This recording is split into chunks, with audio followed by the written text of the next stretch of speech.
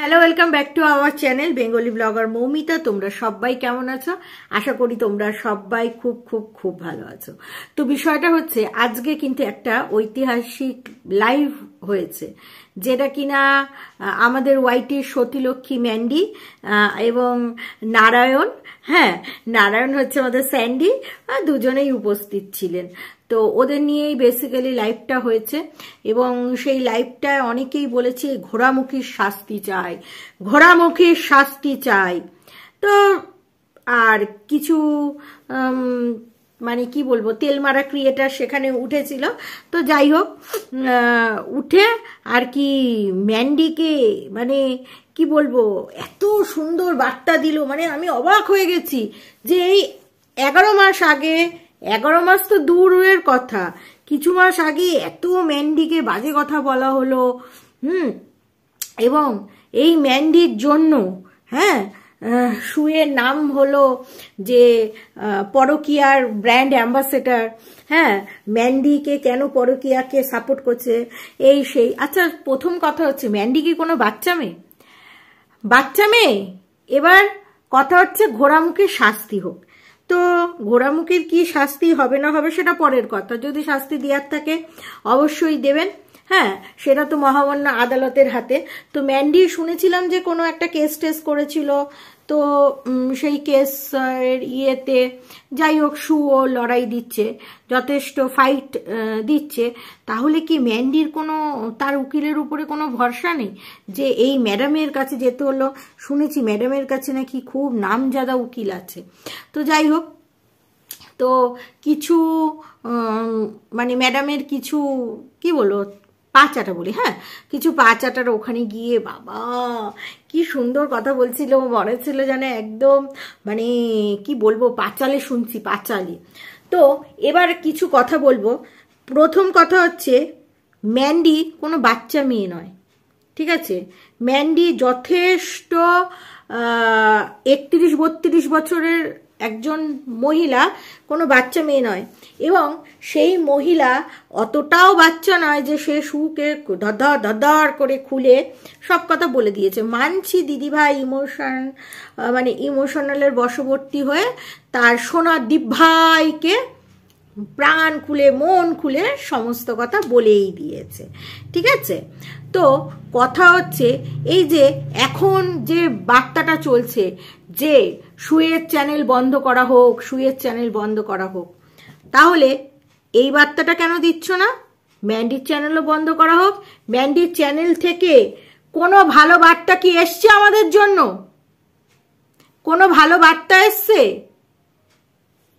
প্রথমত ম্যান্ডি প্রথমে কি বলল যে আমার স্বামীর কাজ চলে গেছে লকডাউনে, এই সেই, আমাদের অবস্থা খুব খারাপ, আমরা পান্তা ভাত আর ওই চানাচুর খাচ্ছি, তোমাদের কাছে কি বিছনার চাদর আছে?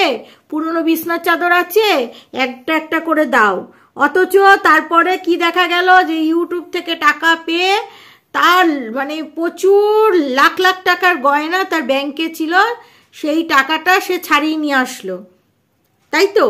তার মানে তার টাকা ছিল, বন্ধক দেওয়া ছিল, তো ইউটিউবের টাকা থেকে সে সেই গয়নাগুলো ছাড়িয়ে নিয়ে আসলো।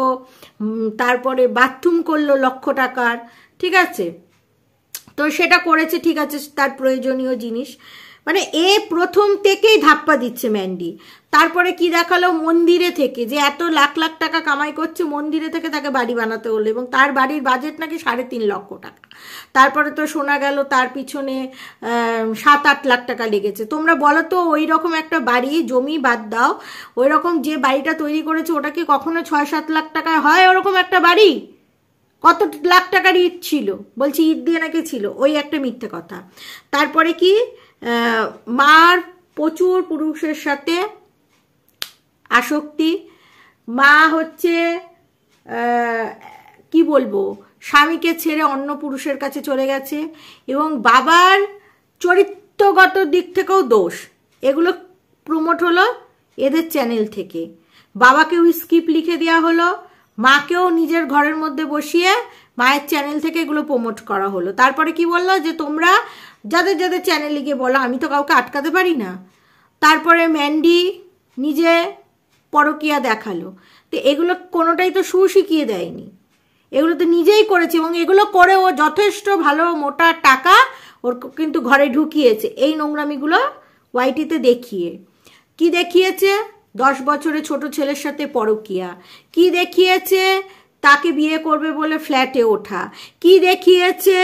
স্বামীকে মানে খতম করে দেওয়ার মতন একটা নিয়েছিল, তারপরে স্বামীকে করার জন্য মানে ছোট দেখানোর জন্য একটা কন্ট্রোভার্সি ক্রিয়েটারকে তাকে ভাড়া করে সেই স্বামীর সম্বন্ধে কুৎসা রটানো হয়েছিল, যেটা তার স্বামী নয়। পরে সে অবশ্য বলেছে, কারণ সে করেছে। আচ্ছা, তারপরে সেই হুলের সাথে পরকীয়া করবে বলে বাড়ি ছেড়ে অন্য ধর্মের মানুষের বাড়িতে গিয়ে উঠলো, তারপরে আবার নিজের বাড়িতে আসলো, তারপরে শোকেস ভেঙে ফেললো, তারপরে মদ খেয়ে পরিয়ে দে সিঁদুর, হ্যাঁ, মদ খেয়ে মানে গান চালিয়ে কত রকম বক্তব্য তারা দিল। এগুলো সবটাই কিন্তু তাদের চ্যানেল থেকে হয়েছে। এবং তারপরে কি বলল যে সেই ছেলেটা ওকে ধোকা দিয়েছে।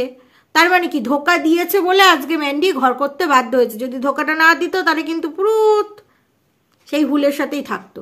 তো এগুলো সবই তার চ্যানেল থেকে দেখিয়েছে। একটা কথা জানবেন, অতীত কখনো আপনাকে পিছু ছাড়ে না। আপনি অতীতে নোংরামি করলেন এবং বর্তমানে আপনি খুব সাধু হয়ে গেলেন, খুব ভালো কাজ করলেন, অতীত কি আপনার পিছন ছাড়বে? অতীত কি মানুষ ভুলে যায়? অতীত তো মানুষ টানেই। এখানে আমি বলছি না যে কল রিভিল করে ঠিক কাজ করেছে, অবশ্যই ভুল কাজ করেছে, কারণ যেটা বলেছে সেটা কল রিভিল করে বলাটা উচিত না। কিন্তু আমার কথা হচ্ছে এখানে কম বেশি কিন্তু প্রত্যেকটা ক্রিয়েটার ম্যান্ডিকে বলেছে। হয়তো সুয়ের কথার ধরন আলাদা, তাদের কথার ধরন আলাদা, কিন্তু কেউ বলেনি এরকমটা হয়নি, ঠিক আছে? তার সাথে এই যে সুয়ের শাস্তির দাবি করছো, তাহলে ম্যান্ডি যে এত চ্যানেল থেকে এত নোংরামি জিনিসপত্র দেখালো, কখনো ননদের সাথে ননদের নিন্দা, কখনো শাশুড়ির নিন্দা, এই সমস্ত তো চলেই আছে। তারপরে মানে আরও কত কিছু নোংরামি দেখিয়েছে। হ্যাঁ, তো এই যে এত কিছু নোংরামি দেখিয়েছে, তার জন্য কটা মানুষ বলছে যে ওর চ্যানেলটা বয়কট করা হোক। কেন? বড় চ্যানেল বলে? কেন? প্রচুর টাকা আর্ন করে বলে? তার জন্য মানে সেই সব নোংরা চ্যানেলগুলো দরদরিয়ে চলবে ওয়াইটিতে, সেগুলোকে বয়কট করা হবে না, হ্যাঁ, অথচ শুকে বয়কট করা হবে? এটা তো ঠিক নয়, এটা তো ঠিক নয়, তাই নয় কি? হ্যাঁ, আর ম্যান্ডি যখন কেস করেছে তো কেসের ইয়েতেই নেওয়া হবে জিনিসটাকে। কেস করেছো, কেস লড়ো, শুও লড়বে, তুমিও লড়বে, দেখা যাক না শেষ পর্যন্ত কি হয়, ঠিক আছে? এই যে ম্যান্ডি যে আজকে এত সতী হয়ে গেল যে আমাদের সংসার করতে দিচ্ছে না, আমার বাচ্চার উপরে এফেক্ট পড়বে। বাচ্চার উপরে যদি এফেক্ট পড়তো, বাচ্চার জীবনটা নিয়ে ছেলেমিনি খেলা হয়নি খেলা গিয়ে সেই বাচ্চার স্কুল থেকে তো রেস্ট্রিকেট করে দেওয়া হলো, তারপরে বসিরহাটে গিয়ে একটা স্কুলে ভর্তি করে দেওয়া হলো, তারপরে বাচ্চাটাকে বসিয়ে রাখা হলো, রেখে একটা বছর নষ্ট করে আবার একটা অন্য স্কুলে ভর্তি করা হয়েছে, তো হয়নি? আর শুধু কি কন্ট্রোভার্সি ক্রিয়েটাররাই ওর মেয়ের জীবন নষ্ট করছে? তাহলে ও অনেক আত্মীয়দের বাড়িতে গিয়ে সেইভাবে ফ্র্যাঙ্কলি ভিডিও করতে পারে না কেন? মানে মুখ লজ্জাত আত্মীয়দের বাড়িতে গিয়ে ও নিজেই চোখকে চোখ মিলিয়ে দাঁড়াতে পারেন, এবং পাড়ার সব বাড়িতেই নিমন্ত্রণ তো ও যায় না, কারণ এত নোংরামি করেছে। আরে ভাই, কন্ট্রোভার্সি ক্রিয়েটারদের মুখ বন্ধ করবে, রানাঘাটে কি মানুষদের মুখ বন্ধ করতে পারবে? সবাই তো ওর ভিডিও দেখেছে। একটা সময় তুমি নোংরামি দেখাবে, তখন মানুষ বলবে, তারপরে তুমি অনেক টাকা কামিয়ে তুমি সতী হয়ে যাবে, সতীর তকমা নেবে, তখন বলবে আমি কিন্তু এখন পাঁচালি পড়ি, আমি কিন্তু এখন সতী সাবিত্রী লক্ষ্মী, আমাকে কিন্তু পুরনো কথা বলবে না। তা বললে তো হয় না। যদি অতীত পিছু না টানতো, তাহলে ওর বাবা মা যে নোংরামিটা করেছিল সেই নোংরামিটা ও কেন ওয়াইটিতে তুলে আনলো? কি বলার দরকার ছিল আজকে? যদি ও কিছু না বলতো তাহলে আমরা জানতে পারতাম না, আমরা বলতাম না। তাহলে একটা মেয়ে তার চ্যানেলটাকে গ্রো করার জন্য এই নোংরাটাকে ঘেটে বাবা মায়ের চরিত্রটাকে বিক্রি করে তার চ্যানেল দাঁড় করিয়েছে, তারপরে সেটা খাওয়ানোর পরে নিজের চরিত্রটাকে বিক্রি করেছে। এখন তুমি সত্যি হয়ে বলছো আমার মেয়ের ভবিষ্যৎ নষ্ট হবে? অসভ্য মেয়ে, মহিলা কোথাকার! তোমার মেয়ের ভবিষ্যতের কথা যদি তুমি চিন্তা করতে না, তাহলে এগুলো করতেই না। মেয়ের ভবিষ্যতের কথা ভেবেছো? তখন তো কত মানুষ বলেছে যে ফারিয়াদের বাড়িতে তুমি এরকম ছেড়ো না, এই না সেই না, ফারিয়াদের বাড়িতে যেও না, তুমি তোমার বাবার বাড়িতে থাকো। তখন তো তুমি স্বেচ্ছাচারিত করেছো। ভেবেছিলে বাবার কথা? তোমরাই নোংরামি দেখাবে, আবার তোমরাই মুখ বন্ধ করবে, এটা তো হতে পারে না। ঠিক আছে, এটা হতে পারে না। কতজনের মুখ বন্ধ করবে তুমি? তো এটাই ছিল বলার। ঠিক আছে, তো তোমাদের মতামত অবশ্যই কমেন্ট বক্সে জানাবে। তো এই ভিডিওটা এখানেই রাখছি। তোমরা সবাই ভালো থেকো, সুস্থ থেকো। Love you all.